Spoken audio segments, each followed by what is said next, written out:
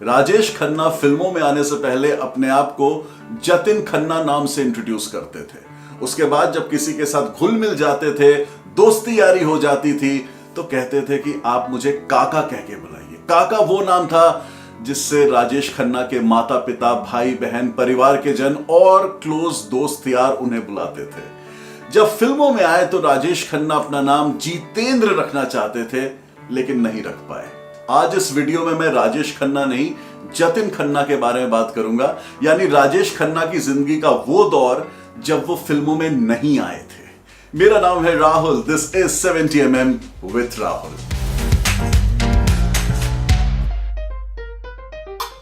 जतिन खन्ना के दादाजी श्री अकड़ूमल खन्ना 1935 में लाहौर से बंबई आ गए थे अपने बेटों के साथ। बेटे यानी मुन्नीलाल, चुन्नीलाल और नंदलाल खन्ना। साथ में बहुएं भी थीं और कुछ बच्चे भी थे जिनकी तादाद इंडिया में आने के बाद और भी बढ़ गई। खन्ना परिवार बंबई में जिस बिल्डिंग में रहता था उसका नाम था सरस्वती निवास। सरस्वती कितनी थी ये मुझे नहीं मालूम, लेकिन लक्ष्मी बहुत थी उनके पास। ये फैमिली रेलवे कॉन्ट्रैक्टरी के बिजनेस में थी। उस जमाने में भी और आज भी रेलवे कॉन्ट्रैक्टर्स का काम करना इजी नहीं है। काफी पैसा इन्वॉल्व होता है, काफी जुगाड़ चाहिए।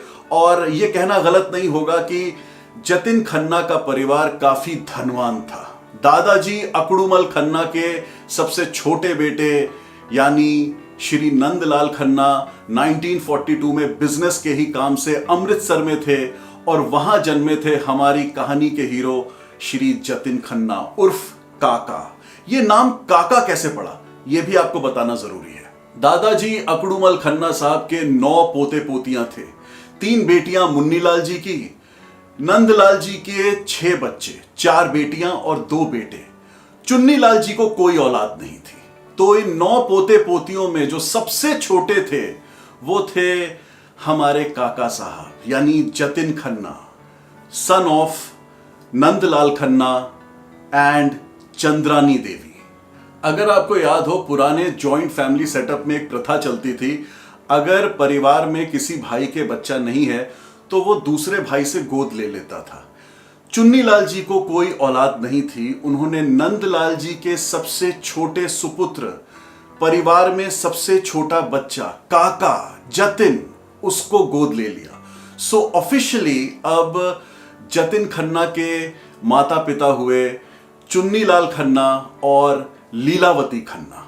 क्योंकि चुन्नीलाल खन्ना जी को कई सालों तक बच्चा नहीं हुआ था और फाइनली जब उन्होंने जतिन खन्ना को अडॉप्ट किया तो उनकी उम्र काफी हो चुकी थी। तो एक बहुत बड़ा एज डिफरेंस था बिटवीन जतिन खन्ना और उनके अडॉप्टेड पेरेंट्स। इस एज डिफरेंस का सबसे ज्यादा फायदा पहुंचा जतिन खन्ना उर्फ हमारे काका जी को। उनकी मां लीलावती देवी, जिन्होंने इतने साल से बच्चे की आस में कई सारी अपनी इच्छाएं संजो के रखी थी, सारा प्यार बटोर के रखा था, वो सब उड़ेल दिया काका के ऊपर। पिता भी ऐसा ही करते थे। 5 रुपए अगर काका मांगते थे तो उन्हें 10 रुपए दिए जाते थे। और उनकी मां लीलावती देवी किसी को भी इजाजत नहीं देती थी कि वो काका को नींद से उठाए। जब काका की इच्छा होती थी तब वो सुबह उठते थे। इनफैक्ट जतिन खन्ना जब कई साल बाद जाके राजेश खन्ना बने तो उन्होंने एक फिल्मी इंटरव्यू में कहा था कि यार मेरी तो परवरिश ही गलत हुई है, काफी स्पॉइल्ड अपब्रिंगिंग रही है मेरी। माँ बाप के प्यार और दुलार से सराबोर जतिन खन्ना खुद ही डिसाइड करते थे कि किस दिन स्कूल जाना है और कब नहीं जाना। पढ़ाई में उनका खास मन नहीं लगता था, लेकिन थिएटर, प्लेस जो स्कूल में होते थे उसमें बड़ा मन लगता था। नए नए गेटअप्स और कॉस्ट्यूम्स पहनना, उसमें उनका बड़ा मन लगता था। ये एक रुझान उनका ड्रामेटिक्स की तरफ स्कूल लाइफ से ही था। जतिन खन्ना का स्कूल था Saint Sebastian Goan high school, जो बंबई के गिरगांव एरिया में है। यहां इनके दोस्त और क्लासमेट थे रवि कपूर, जो बाद में जितेंद्र बने फिल्मों में जाकर। जतिन खन्ना जब थोड़े बड़े हुए तो ये डिसाइड किया कि मैं पूना जाके वाडिया कॉलेज से बैचलर ऑफ आर्ट्स पढ़ूंगा, बंबई में नहीं पढ़ूंगा। और उसका कारण ये था कि बंबई में मराठी एक कंपलसरी सब्जेक्ट था और जतिन खन्ना का हाथ थोड़ा तंग था मराठी में। सो 2 साल के लिए जतिन खन्ना पूना गए वाडिया कॉलेज में बीए पढ़ने। 2 साल पूना में गुजार के जतिन खन्ना ने घर वापसी की। वो बंबई आ गए और केसी कॉलेज में एडमिशन लिया, जहां उनकी दोबारा मुलाकात हुई अपने बचपन के दोस्त रवि कपूर उर्फ जितेंद्र से। दोनों एक दूसरे से मिलकर बहुत खुश हुए। दोनों अब नौजवान थे, दोनों ही एक्टर बनना चाहते थे और दोनों एक दूसरे की मदद करते थे। रिहर्सल्स करते थे एक साथ और एक साथ ही जाते थे वो ऑडिशंस के लिए। जहां भी पता लगता था कि कोई डायरेक्टर किसी फिल्म के लिए कोई छोटा सा रोल चाहता है या थिएटर में कोई छोटा रोल खाली है, जहां भी उन्हें ओपनिंग दिखती थी दोनों एक साथ ही जाते थे। ये जतिन खन्ना का स्ट्रगलिंग पीरियड था, लेकिन जतिन खन्ना कोई आम स्ट्रगलर नहीं थे। वो सेठ चुन्नी लाल और लीलावती देवी के इकलौते सुपुत्र थे। एक आम स्ट्रगलर पैदल चलता है और बसों में धक्के खाता हुआ जहां ऑडिशंस होते हैं वहां तक पहुंचता है, लेकिन जतिन खन्ना एक स्पोर्ट्स गाड़ी चलाते थे उस जमाने में और वो ऑडिशन वेन्यू में एक स्पोर्ट्स गाड़ी में पहुंचा करते थे। इसके अलावा एक आम स्ट्रगलर के पास रहने को जगह नहीं होती, खाने को पैसा नहीं होता, लेकिन जतिन खन्ना को एक मंथली पॉकेट मनी मिलती थी जो हजारों में थी उस जमाने में भी। जतिन खन्ना जब ऑडिशन वेन्यू पर पहुंचते थे तो उन्हें देखकर बाकी कैंडिडेट्स बहुत जलते थे, लेकिन सब शायद ये नहीं जानते थे या ये नहीं समझते थे कि भले ही जतिन खन्ना को कई ऐशो आराम में पाला गया था और उनको कई सुख सुविधाएं दी गई थी उनके माँ बाप के द्वारा, जतिन खन्ना एक बहुत ही टैलेंटेड एक्टर थे और अपने टैलेंट के दम पे उन्होंने कई सारे ऑडिशंस क्रैक किए और उन्हें काम मिलना शुरू हो गया। ये वो जमाना था जब जतिन खन्ना ने बंबई के थिएटर सर्किट में कई प्लेस किए, छोटे बड़े मझले। पैसा तो नहीं मिलता था, रिकग्निशन भी नहीं मिलती थी, लेकिन उन्हें अच्छा लगता था प्लेस या नाटक या थिएटर में काम करना। एक फायदा जरूर हुआ जतिन खन्ना को इन प्लेस में काम करके। उन्हें उनकी पहली गर्लफ्रेंड मिली, अंजू महेंद्रू, जिनको प्यार से जतिन खन्ना निक्की कह के बुलाते थे। जल्द ही कॉलेज के हसीन दिन खत्म हुए और जतिन खन्ना से कहा गया कि आओ आके फैमिली बिजनेस संभालो, लेकिन जतिन का मन बिजनेस में बिल्कुल नहीं लगता था। वो एक्टिंग करना चाहते थे।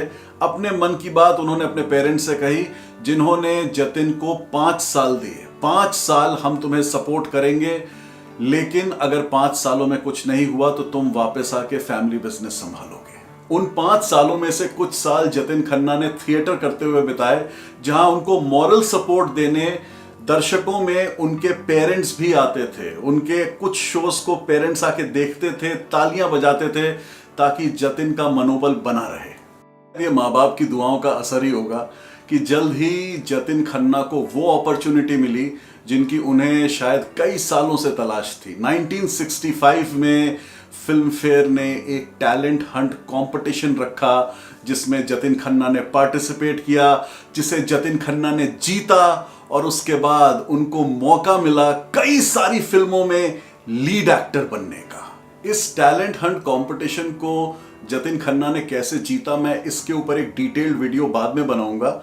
इस वक्त खाली ये बताता हूं कि इस टैलेंट हंट को जीतने के बाद जतिन खन्ना ने यह डिसाइड किया कि अब जो फिल्में मैं करूंगा वो एक नए नाम के साथ करूंगा, और जो नाम वो चुनना चाहते थे ओरिजिनली वो था जितेंद्र, लेकिन वो नाम ऑलरेडी जतिन खन्ना के दोस्त रवि कपूर ने 1 साल पहले ही ले लिया था, जब फिल्म गीत गाया पत्थरों ने रिलीज हुई थी 1964 में।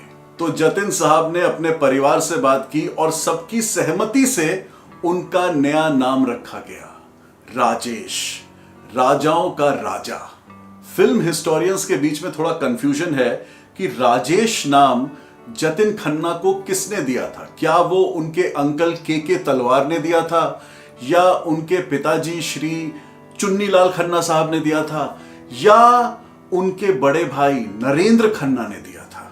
मेरे पास भी इस पहेली का जवाब नहीं है, लेकिन मैं राजेश खन्ना साहब की हिट, सुपर हिट, महाहिट फिल्म आराधना के बारे में कुछ बातें जानता हूं। ये बातें मैंने इस वीडियो में डाली। अगर आपने ये वीडियो अभी तक नहीं देखा then please do watch it.